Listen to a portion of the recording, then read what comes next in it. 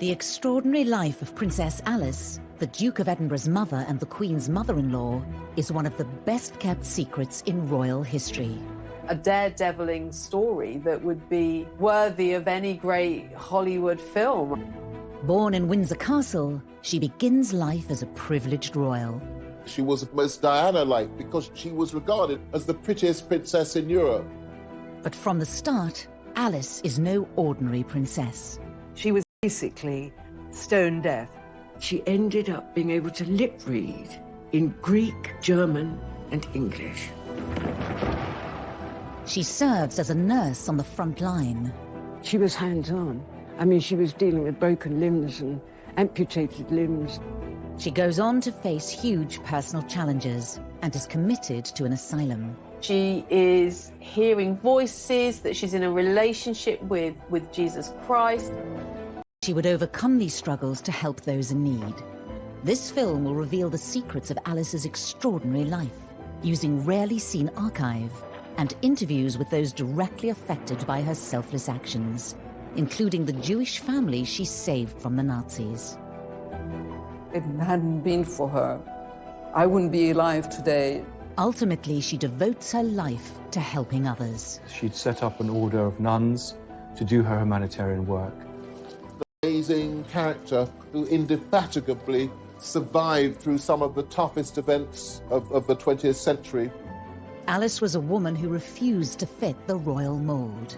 Why has her remarkable life remained out of the public spotlight for so long? Princess Alice is very definitely the royal family's best-kept secret. And what a fascinating life she's had.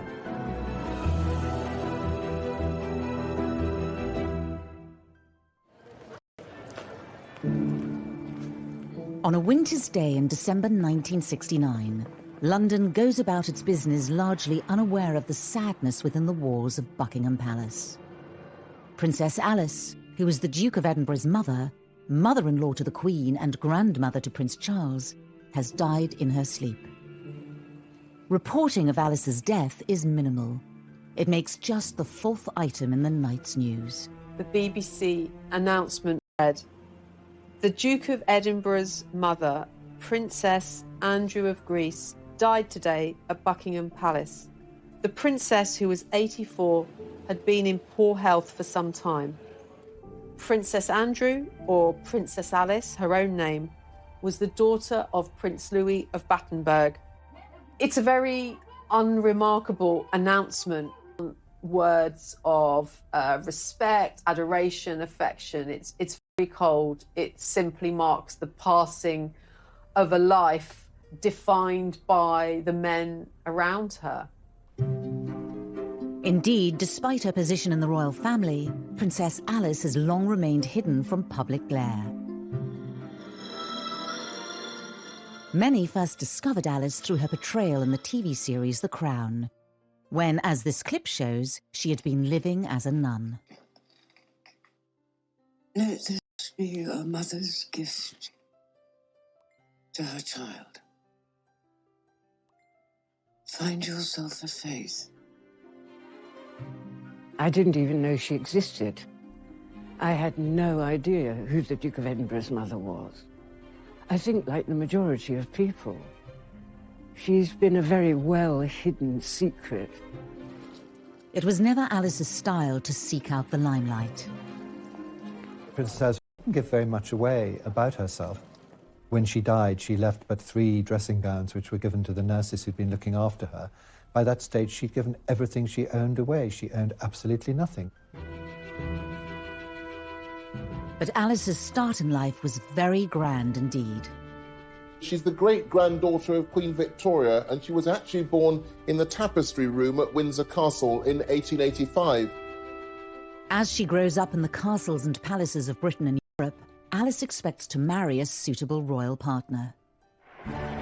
In 1902, the coronation of Edward VII provides a perfect opportunity for 17-year-old Alice to find a match.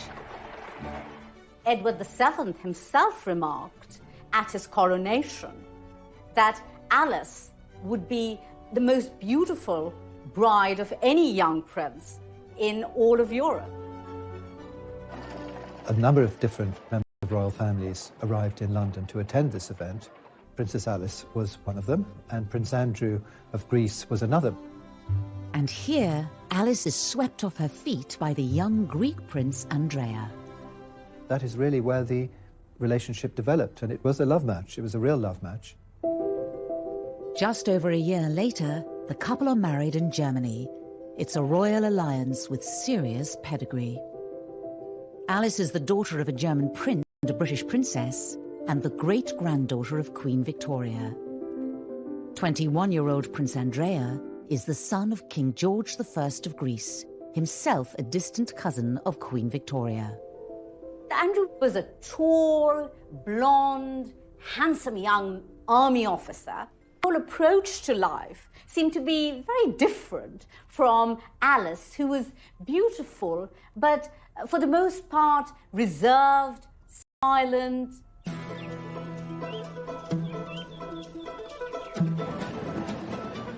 The newlyweds head for Athens in 1904 to start their married lives together at the Royal Palace. It's a dramatic change from Alice's life so far. The marriage was clearly a culture shock for Alice. I mean, she, for once, didn't know any Greek. Athens must have been kind of a cultural wilderness in certain respects for Princess Alice, and the palace itself wasn't exactly Grand Luxe. The royal palace in Athens was, by all accounts, rather drafty and dark. A more significant problem for Alice is that the Greek monarchy is not a stable one. Greece had only existed as a country in its own right for 70 years, following the breakup of the Ottoman Empire. So it had to create its own monarchy.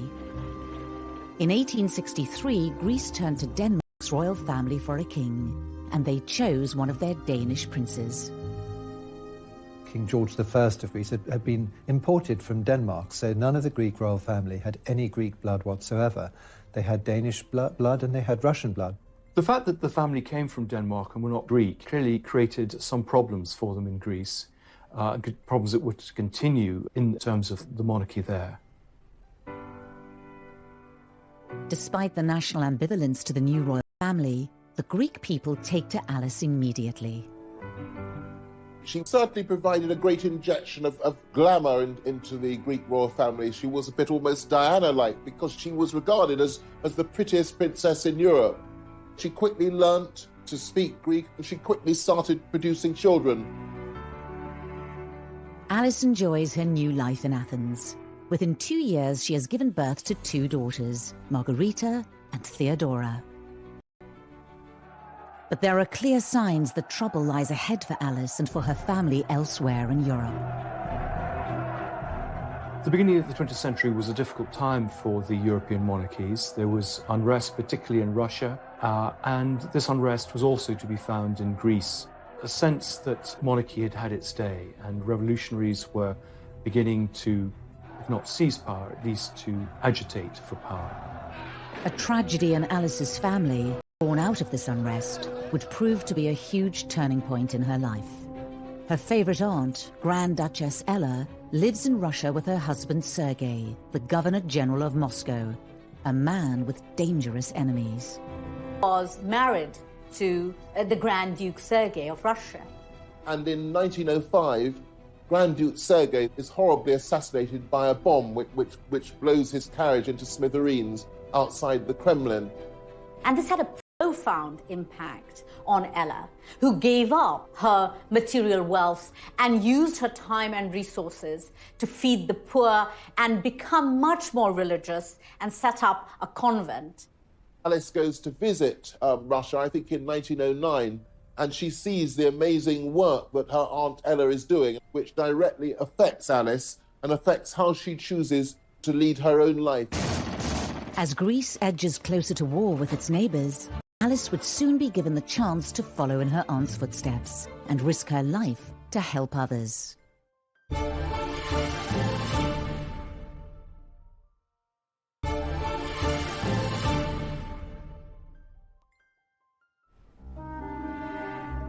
By 1912, Alice has been living as a Greek princess for 8 years. She and Andrea now have 3 daughters. Cecile was born in 1911.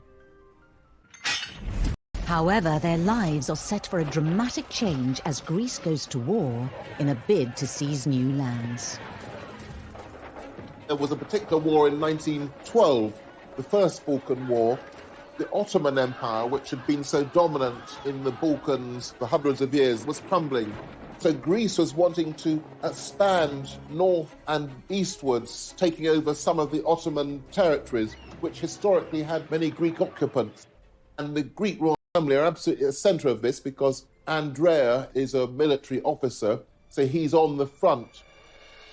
As her husband heads off to the battlefield, Alice takes the bold decision to leave her 3 children behind and follow him to the front line. Alice felt that she needed to do something for her adopted people. She goes to the front lines and works as a nurse. As the Greek forces advance, she sees that there are a huge number of victims, both civilian and military. She commandeers buildings, she organises nurses and doctors. She has an amazing role in that Greek war effort in the Balkan Wars in 1912. Alice immediately threw herself into the whole business of sort of creating field hospitals, taking part in operations.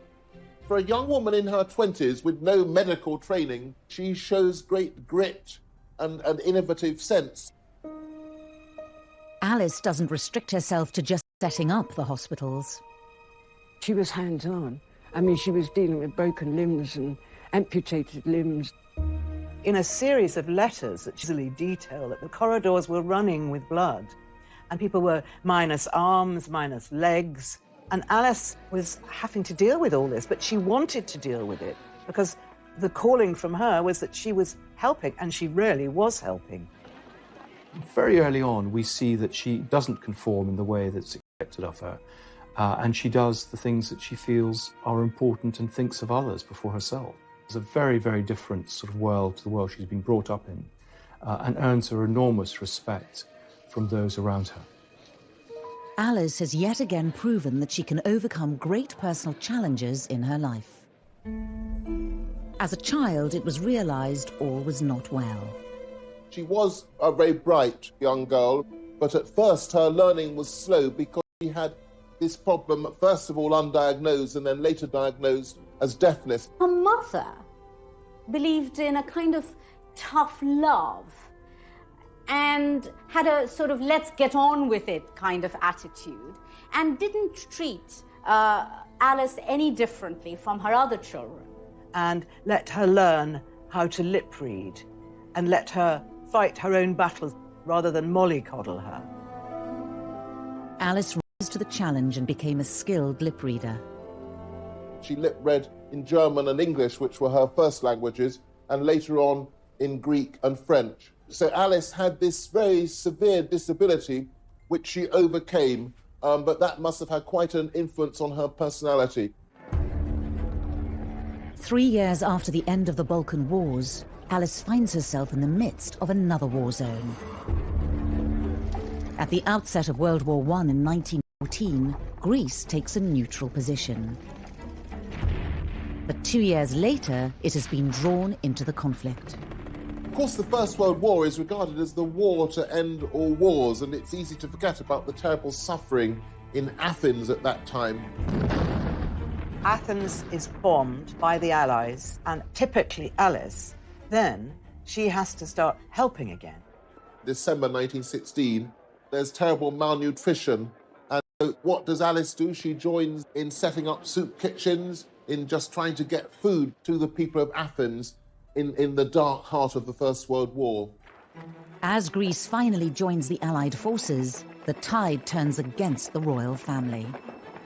There was the rise of a Republican movement in Greece during the First World War. They targeted the monarchy as being foreigners, as being parasites on the system, as not belonging to Greece and not being Greek. Fourth baby daughter are forced into exile in Switzerland with most of the Greek royal family.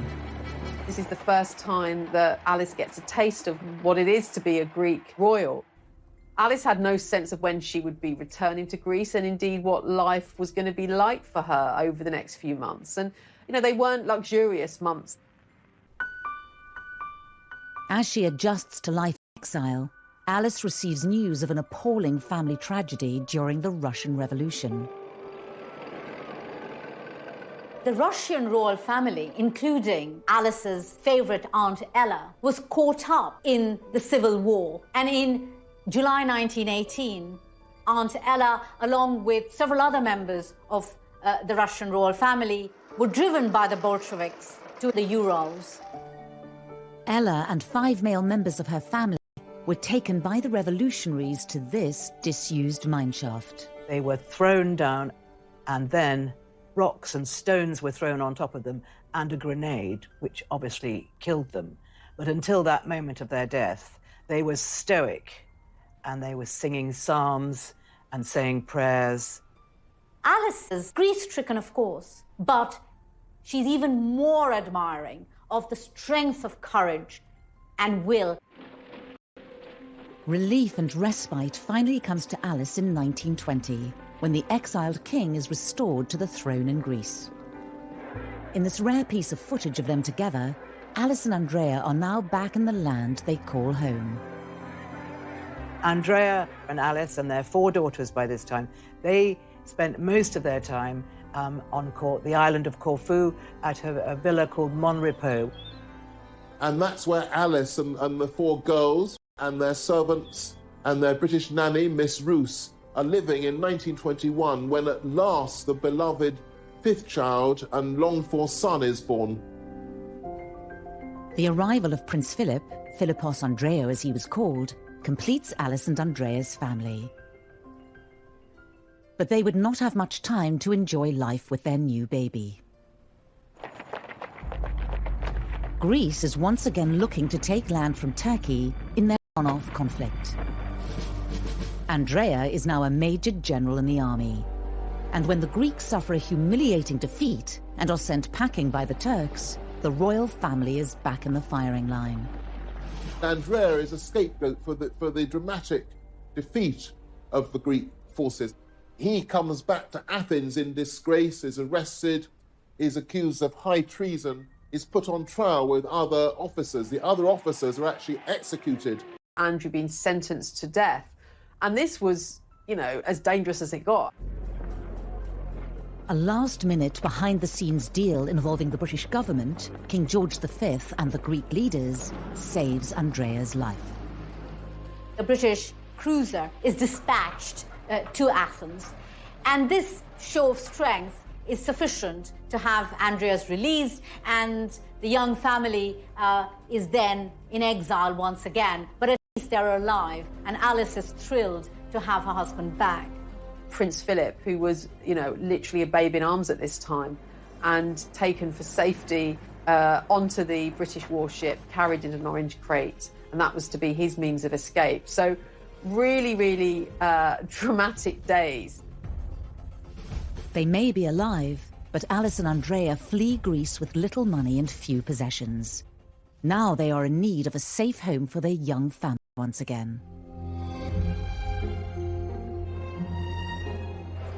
Andrea was lucky that his brother had married somebody rich called Marie Bonaparte, and they have several properties on the outskirts of Paris, and they gave one of these properties to Andrea and Alice as a home for their children, because Andrea and Alice had to leave everything behind.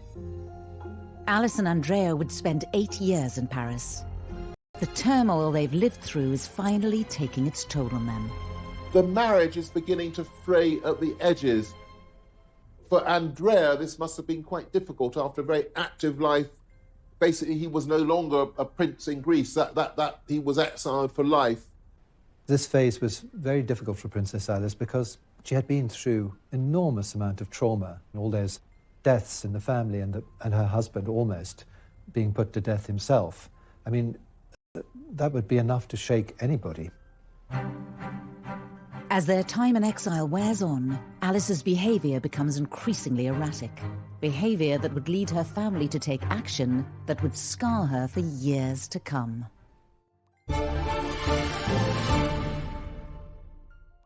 Trains up! Shake your sucking, shake your sucking, shake your sucking trains up!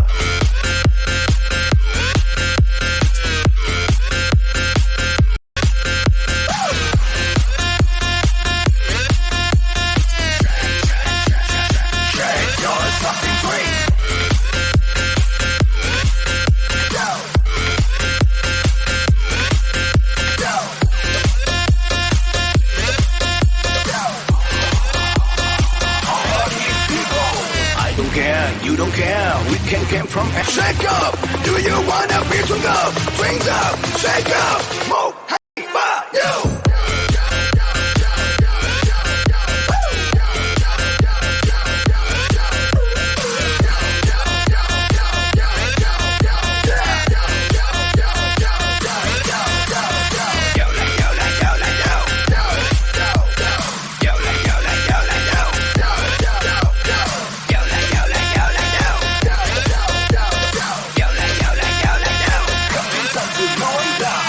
Ta là một gia đình là phải nhiệt tình để mà uống hết mình ta cùng nhau sắp sinh vì bất khả ép bất khả tư lư đâu cũng ép sắp ép cũng phải như nếu hôm nay đã đông vui như thế thì không say là không về.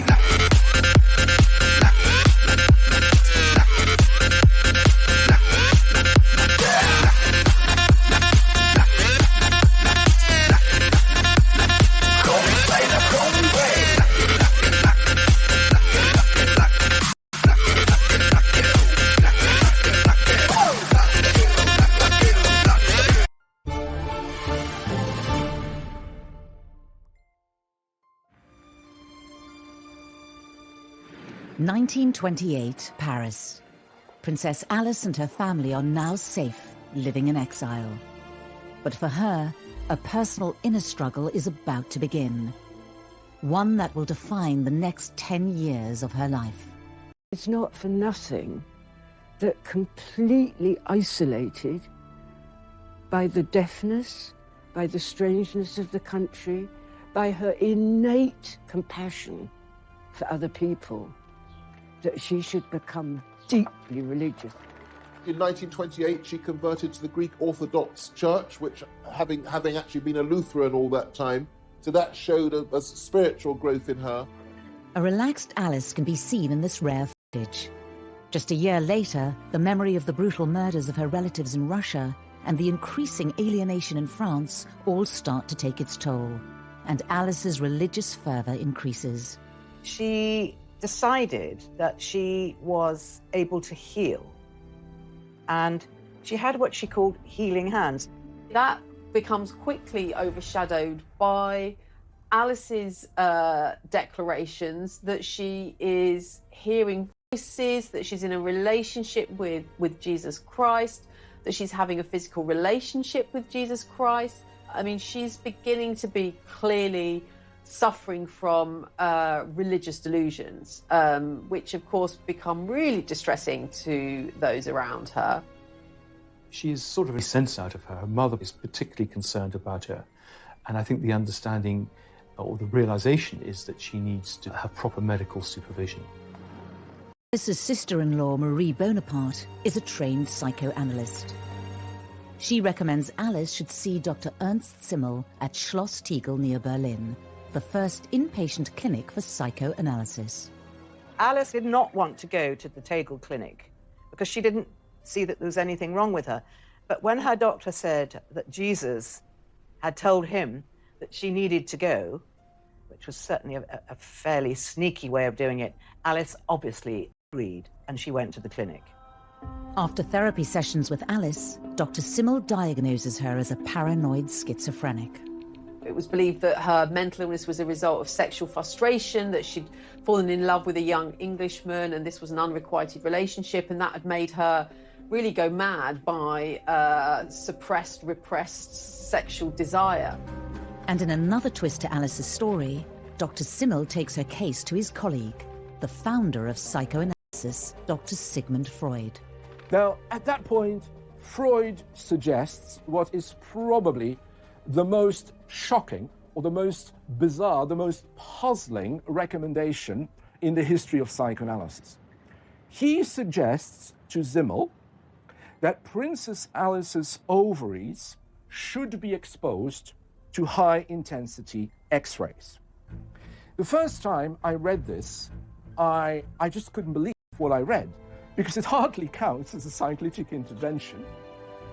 Freud suggests the medical procedure rather than therapy, as he thought it would, in his words, rejuvenate Princess Alice.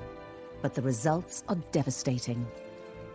Because the exposure of the ovaries to high-intensity X-rays would effectively mean to use a strong word, that Princess Alice would be castrated, that her menopause would be accelerated and so would be rendered sterile. Alice's ovaries are x-rayed, but it does nothing to improve her state of mind. Alice was maintaining throughout this period that there was nothing wrong with her. She didn't want to be at the clinic. Nevertheless, she was forced to undertake some of this treatment against her will. She stayed there from February to April, when she discharged herself. Alice's suffering doesn't stop there. Her mother, Victoria, perhaps embarrassed by Alice's behaviour, conspires with the family doctor to send her to another clinic. So Alice's mother took Prince Philip out to lunch, on a picnic, and by the time he came back... Which was really, really sad. They forcibly had to inject her and sedate her to get her to the clinic. What was done then was effectively in breach of every convention of civil rights. She was admitted by force on the instructions of her mother and against her will to a psychiatric institution. Alice is sent to the Bellevue Sanatorium in Switzerland. Princess Victoria was generally concerned about her daughter, that she should have proper medical attention. But I think a large part of it was the need to keep her out of the way, that she was a potential embarrassment. Alice had delusions that Christ had given her a special religious mission. She had put these thoughts to paper in an attempt to share them publicly. Sending them off to newspapers and things, and I think she was once intercepted when she was trying to post something to some publication or another. I mean, they didn't want her taking her strange, as they would have seen it, strange views into a public arena. They were nervous about that, because that would have been shameful or dangerous. Alice's battle with mental illness is compounded by the fact that she's being held against her will. Over 2 years, she misses the landmark moments in her children's lives. She didn't attend the weddings of any of her 4 daughters, and that must have been a matter of great regret and unhappiness for her. Whilst her daughters are married and making their own way in life, Philip, her son, is still just a 10-year-old boy missing his mother. He's always said, well, it just happened. There wasn't really much that I could do about it. I just got on with it. But that must have left a real mark with him, because he'd been much beloved by both parents in the first 9 years of his life. Alice's husband, Prince Andrea, sees their marriage as effectively over. Broken and feeling betrayed, Alice tries to escape in July 1932. So during lunch, her nurse has gone out of the room and she makes a bid for freedom, and she jumps out of the window into the flower bed and heads off to the nearest railway station, which isn't far away. And she got as far as the train station. I think she even got as far as into the carriage, where they kind of found out that she was there. She's arrested and brought back, much to her disgust, and therefore her escape attempt hasn't worked. Alice's desperate act convinces her mother she should be transferred to an open sanatorium in Murano, Italy. She had been at this point a prisoner in Bellevue, at her, basically, and her jailer was basically her mother. It was her mother that she had to... This isn't a teenage Alice, this is a woman in her middle age. No longer institutionalized, in autumn 1932, Alice faces the biggest challenge of her life. At the age of 47, could she recover from her ordeal and regain her sanity? She begins by choosing to distance herself from family life and from royalty. She drifted around Europe for several years. So up until 1937, she was living, with one family after another, and particularly sort of settling near Cologne, discussing religious topics, very, very involved with all the things that were interesting her, but not involved with her family. This sort of extended gap year of her trying to perhaps find herself, but certainly not living the life of a princess. In many ways, sort of living off-grid. I mean, we don't know very much about her, which is sort of quite remarkable, of course, that she kind of disappears. Alice probably thought that with her independence of mind, with her freedom of expression, it wouldn't be easy to go back to her own family, including her mother, who would always be looking over her shoulder, because that would always contain the risk that before long she'd be sent back to a psychiatric institution. Alice's decision to live a solitary life means her youngest child, Philip, is still being raised by relatives. I think it's important not to pity Alice during these years, but neither, I believe, should she be reviled as this heartless mother and callous wife who forgot all about her family and spent her time roaming aimlessly in Germany. What about her husband? After 5 years wandering across Europe, passing from friend to friend, Alice starts to feel like she can finally reach out to her loved ones. The connection with her family begins to be a bit closer as she, in a sense, recovers her health. She begins to communicate with her family a bit more, write letters to Philip. He's encouraged to write back to her. And so the family begins to come back together. But of course, there's to be a terrific tragedy in 1937. Alice's daughter Cecile, pregnant with her 4th child, is involved in a tragic accident. Her beloved daughter Cecile, who's married Don, a Prince of Hesse, and they're travelling by plane, rather than untried technology, it turns out, in 1937. The plane hit a chimney in Ostend in thick fog, and so Cecile, her husband, her 2 boys, his mother and various other people were of the accident. And this was a horrendous event in the family. Cecile and her husband were members of the Nazi Party, and the funeral is held in Germany. This is the first time Alice has seen her family all together in 7 years. Cecile's death could have broken Alice forever. But instead of being plunged into a dreadful, dreadful gloom, because of her strength of will, I think she probably thought nothing worse than this can ever happen to me, so I'm going to get on with my life. And she actually recovered her equilibrium and came out of her phase of religious fervour and started to lead what would be considered a much more normal life. Out of the latest tragedy, Princess Alice emerges with a renewed sense of purpose. But her return home to Greece throws up another test, one that takes her into a clandestine battle against the Nazi forces.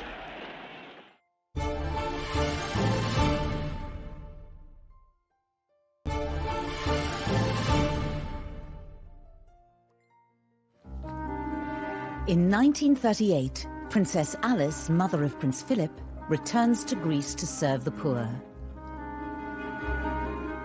During her 16-year exile, she survived hardship and horrific tragedy. However, once again, she will soon be placed at the heart of momentous historical events.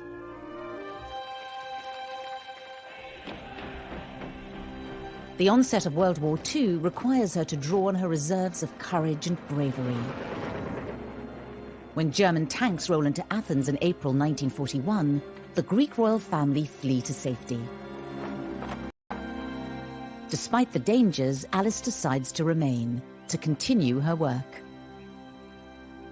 I don't think that Princess Alice ever really wanted to leave Greece. I mean, that was where she belonged. She was a Greek princess by this stage, and she felt that's where she could be most useful. The Nazi invasion has devastated Athens, and thousands are left destitute and starving. Alice helps by volunteering for the Red Cross. I think one of the extraordinary things is, given the scarcity of food, that she's able to create one of the largest soup kitchens in the world at the time. And it says something about her determination, her contacts, and her ability to get things done, that it's such a success. And she feeds thousands, particularly children, young children, who are either orphans from the war or refugees, those who are helpless. This is Alice at her humanitarian best. As war continues to... She's completely fearless. While bullets are flying, she's on the streets of Athens taking supplies to people in need. And she's heard that you don't hear the bullet that kills you. And she says, I won't hear it anyway because I'm deaf. However, Alice is about to take an even bigger gamble with her own safety. Athens is home to around 8,000 Jews, amongst them the Hermione Cohen family, prominent members of the community who have ties to Greek royalty. Evie Cohen is their only surviving direct descendant. At the beginning of 1943, it became obvious that the decisions against the Jews to take them to concentration camps was starting to be obvious. My family had to go in hiding. Evie's father Alfred decides the family's best hope of refuge lies with Princess Alice. Now he must find a way to contact her. By an extraordinary coincidence, a chance encounter with her lady-in-waiting results in a message getting to Alice. I'm going to read out part of the text my father had written about this part of the story. For us, it was an absolute miracle. In short, that lady immediately went to see the princess, and an hour later we were informed that the Princess Alice would be more than happy to take in my mother and sister. I think it was Alice taking an enormous risk because she may have faced a firing squad because she had harbored the Jewish family. It was an enormous risk. When the German generals came round looking for any Jews and perhaps having been tipped off that perhaps there were Jews being sheltered by Princess Alice, she said simply, "I can't understand, I don't know what you're talking about." And they just thought she was a silly woman and left her in peace, which is just as well, because if she'd been caught, she would have been in serious trouble. People were being executed for looking after Jewish families, but Alice had no fear. Her faith was her shield. Incredibly, the Hermione Cohen family are never discovered by the Nazis. Alice keeps her own bravery a secret. If it hadn't been for her, I wouldn't be alive today to say all this. And my parents would have met and so many other things. Back in Britain, her son Philip has spent the war years re-establishing the family's close links to the British royals, thanks to the patronage of Alice's brother, Lord Mountbatten. Keen to improve his nephew's prospects, Mountbatten encourages Philip's blossoming romance with Elizabeth, the future queen. Princess Elizabeth, and she was, of course, delighted. And though she hoped that one day maybe he might become a Prince of Greece, the fact that he was in her own homeland, Great Britain, and had fallen in love with the British princess, who was going to be heir to the throne, she was very, very happy. However, in 1947, when Philip, sixth in line to the Greek throne, gives up his titles so he can marry Elizabeth, for his mother, the news is bittersweet. Alice, in many ways, this was no doubt a personal disappointment, but at the same time, here was her only son, of course, marrying the future Queen of England. And so it seems that she was kind of reconciled to that and accepted that, even though, of course, it came at the cost of Philip renouncing his claim to the Greek throne. Soon after Philip and Elizabeth's engagement is announced, Alice travels to England to see them. Keen to provide her son with the engagement ring, she had already arranged for some of her royal jewellery to be retrieved from a secure bank vault in Paris. She had no money, so she wasn't going to be able to buy an exquisite gift for her future daughter-in-law. So she took one of her tiaras to Philip Antrobus, the jeweller, and she said, "Take the best stone out of this, and I want it fashioned into a ring for my future daughter-in-law," which is a very romantic thing to do. And I think it is about Princess Alice wanting her son to be seen as good enough in many ways. So here, perhaps for one of the only times in her life, playing the role of the sort of proud, slightly pushy mum who, wants her son to do the right thing and being seen to be appropriate as a husband to the future Queen of England. On the 20th of November 1947, Philip and Elizabeth prepare to walk down the aisle at Westminster Abbey. The eyes of the world are centred on Buckingham Palace. Two graves draw the Irish stagecoach. Inside, Her Royal Highness Princess Elizabeth and her father. In one of the rare occasions she steps back into the royal limelight, Alice is present amongst the crowned heads of Europe.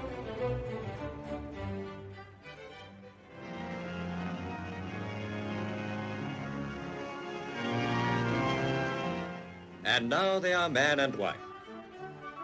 It was, for the British people, a wonderful celebration for the horrors of the war. It was a joyous occasion, and Alice was very, very moved to see her son so happy.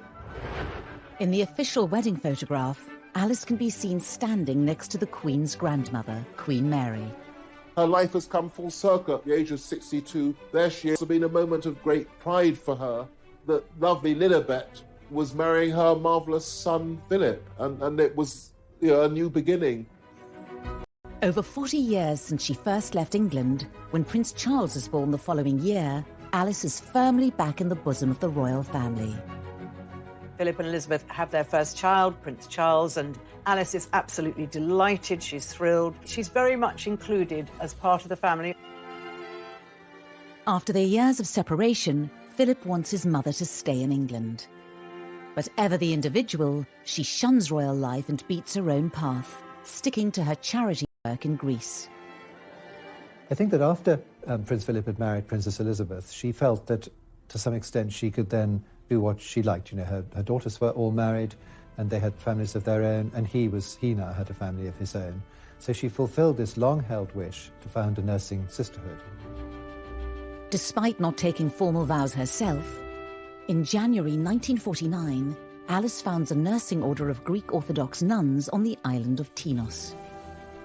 She is now able to do what she had long wanted to, that is to follow in the footsteps of her beloved Aunt Ella, who had set up an institution of nuns dedicated to service, to serving the community, not shut up in a distant cloister, but living amongst the people, those whom she could help. And Alice wanted to do the same. And I think this is what motivated her, finally, to set up her sisterhood. Alice is at last fulfilling what she sees as her life's mission. While she has now re-established her links to the British royal family, when she attends Elizabeth's coronation in 1953, as this rare footage shows, her choice of dress signifies both her status and her dedication to her charitable work. Princess Alice of Greece, mother of the Duke of Edinburgh, wears the dove-grey habit of her religious order. People are surprised to see her dressed in her nun's outfit. But this is no ordinary nun's outfit. This outfit was made by the couture house Balmain in Paris. So she is a nun, but she's a very stylish nun. There she was, walking through Westminster Abbey behind the royal party, alone in her grey nun's habit. Really quite odd. And I think it's quite telling of the way in which she was dismissed, really, throughout her life as being a bit odd, a bit mad, a bit of an eccentric, and not somebody who could be easily embraced within the royal family. Once again to continue her charity work. But despite her royal connections, her religious order is running out of money. For Alice, who had no real funding behind her apart from what she could raise herself and she could raise from her family, the sisterhood desperately needed funding and started to fail. But she knew she couldn't keep it going forever because, unlike Aunt Ella, she didn't have personal wealth to keep something like this going, and it was just running down, sadly, for her. The end of Alice's dream finally comes in 1967. After a military coup, King Constantine II has to flee Athens. The whole Greek monarchy are potentially in danger. Once again, the position of the Greek royal family becomes very threatened and precarious, and so it's seen that right now, really, Alice has really come to the end of the road in Greece. She needs to be rescued. She simply can't stay there. It's not safe for her to stay there. When Queen Elizabeth hears about her mother-in-law's fate, action is taken and she's flown back to Britain. The moment Alice arrives at Buckingham Palace, vividly dramatised in Series 3 of The Crown. She arrived in one of the Queen's Rolls Royces in her overcoat. It was July, and all the windows had to be shut. She knows Buckingham Palace. It's not the first time she'd been there. But she's just aghast at the money, and the space. Your Royal Highness. Thank you. Please, this way. She's put in one of the maids' rooms at the top, which she doesn't mind. It's the most palatial room she's had in years. She was very unsettled to begin with and complained and made a fuss. But eventually, she realised how lucky she was. She made friends in the way that she always made friends, and she settled down, and she was very happy. After being forcibly separated from her son Philip when he was just a child, he and Alice are finally making up for lost time. Philip had been effectively abandoned at the time where his mother was put in a sanatorium. So one can imagine these were an opportunity for mother and son to get acquainted with each other and to reflect on her life and perhaps the legacy and the influence that she might have had and have on Prince Philip. Alice has finally found safety and stability in Britain after decades of selfless devotion to others. But her bravery during the war wouldn't receive the recognition it deserved until many years.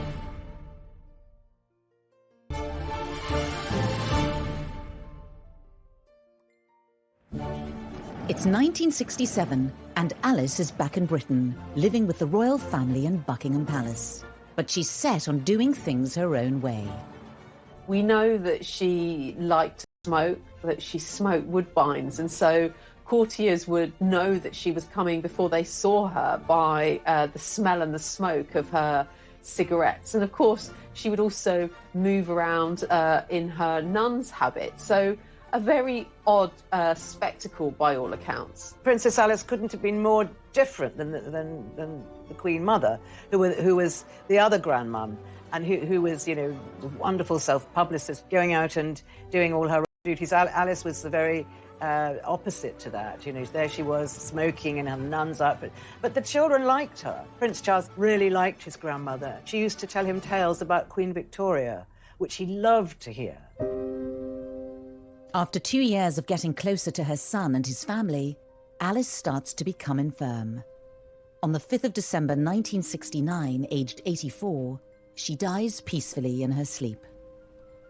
Her death was really announced without any great fanfare. Certainly when we compare the public affection towards the Queen Mother, Princess Alice has a very different position in the nation's affections. Really, people didn't really know her. They still don't really know much about her. The funeral itself was a relatively small affair. I suppose in keeping with Alice's own life, which always emphasised service rather than status. Prince Philip, he said what an extraordinary thing it was that she had been born in Windsor Castle, and after a difficult life of wars and tragedies and separations and living in different lands, she had come back to Windsor Castle again. Before she died, Alice gave very specific instructions about her final resting place. She wanted to be buried in the Russian Orthodox church in the Mount of Olives by the side of Aunt Ella. So a very particular request and a very difficult request to honour. It isn't until 1988 that Alice's family are able to fulfill her dying wish to transfer her remains to Jerusalem. Despite the dangers she had faced during World War II, Alice's work was not recognised until long after her death. In 1994, Prince Philip was in Israel to see his mother posthumously awarded the title of... The award was given for Alice's bravery hiding the Hermione Cohen family from the Germans during World War II. She was a person with a deep religious faith, and she would have considered it to be perfectly natural human reaction to fellow beings in distress. Princess Alice, she didn't even think for a minute. She just heard there were people that were in danger and that she felt that she could do something for them. The story of Princess Alice and my family is a beautiful one, and it can, I hope, be an example for the young today to continue to do good things in life, to be human. Both Prince Charles and Prince William have since travelled to Israel to visit Alice's tomb. As the years elapse, the selfless work that she did is seen as something that the royal family are incredibly proud of. And I think her legacy and her life is being embraced much more by the royals and even the younger royals. And obviously that's very, very good to see. I think she's been a great influence, and I think, on the whole royal family's attitude to humanitarian activities. Alice was a royal like no other. The twists and turns of her life spanned much of the 20th century and coincided with pivotal moments in history. Alice's life was on the outside looking in, and that was why she was able to help people so much. That was one of the joys of playing her, because she didn't give a damn what people thought about her. She had suffered really a huge series of disadvantages, from her deafness as a child through to the problems of exile as a royal princess, her mental illness, and throughout all this she rose triumphant as an inspirational figure. An amazing character who indefatigably survived through some of the toughest events of the 20th century and triumphed as a sort of humanitarian icon. A really remarkable life story, and one that shouldn't be forgotten.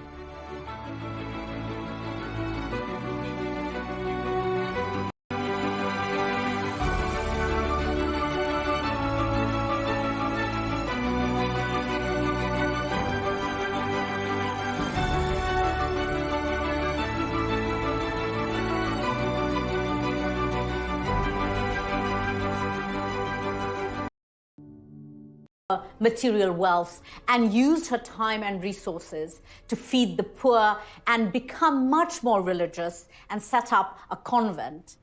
Alice goes to visit Russia, I think in 1909, and she sees the amazing work that her Aunt Ella is doing, which directly affects Alice and affects how she chooses to lead her own life. As Greece edges closer to war with its neighbours, Alice would soon be given the chance to follow in her aunt's footsteps and risk her life to help others.